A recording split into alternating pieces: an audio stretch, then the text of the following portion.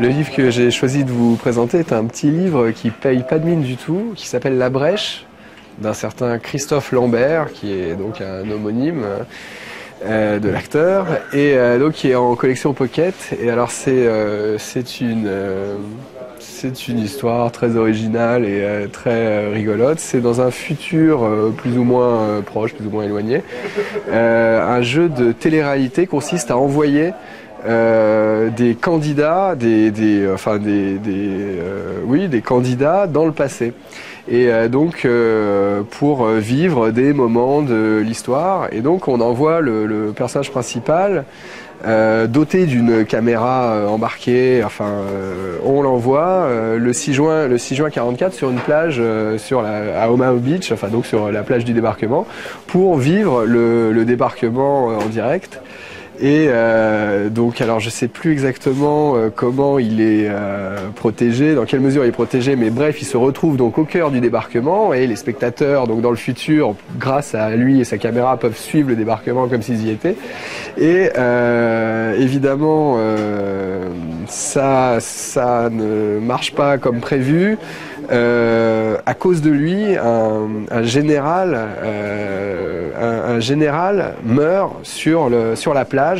Ce général, qui à un moment où les forces américaines sont sur le point d'être repoussées, galvanise les troupes et réussit à donc relancer l'offensive. Et donc ce général meurt à cause il sauve la vie du héros et il meurt à sa place. Et donc du coup, il ne joue pas son rôle historique, il ne galvanise pas les troupes. Et du coup, on se retrouve dans cette configuration un peu à la Terminator, si vous voulez, où le passé risque d'être modifié, et donc le futur par voie de conséquence. Et donc, de fil en aiguille, le personnage évolue donc dans cette atmosphère de juin 44, sauf que il y a des éléments qui se détraquent.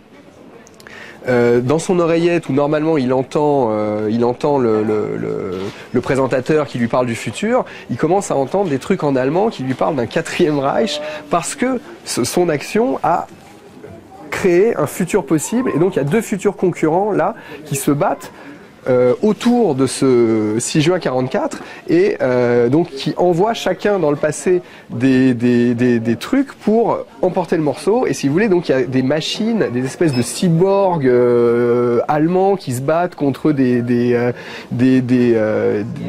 forces d'intervention. Enfin bref, le futur possible du 4e Reich envoie des armes inédites pour essayer d'infléchir le cours des choses.